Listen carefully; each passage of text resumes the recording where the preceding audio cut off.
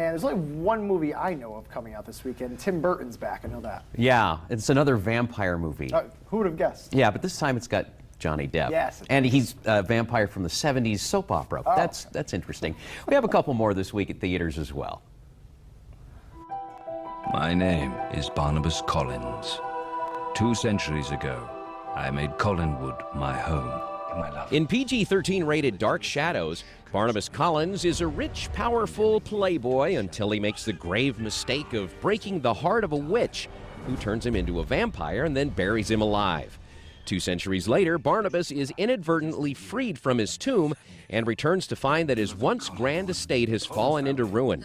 The dysfunctional remnants of the Collins family haven't fared much better, each harboring their own dark secrets. It stars Johnny Depp, Michelle Pfeiffer, Helena Bonham Carter, Jackie Earle Haley, Eva Green, and Chloe Grace Moretz. And at the Flicks, Habemus Papam! We Have a Pope is a comedy about a cardinal selected as pope who gets a serious case of cold feet.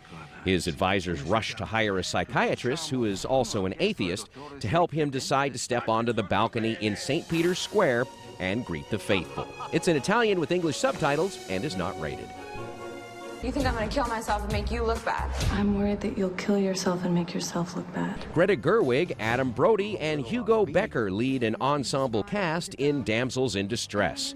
We meet a trio of beautiful girls who aim to transform the image of their grungy East Coast college by introducing good hygiene and musicals. It's rated PG-13. Is a highly effective thing. Take a look at my past reviews and more at my website, BobRichardsMovieReviews.com, or link to it at KIVITV.com. That one movie at the Flicks, was that a bunch of popes and deacons playing volleyball? It was, yeah. Very interesting.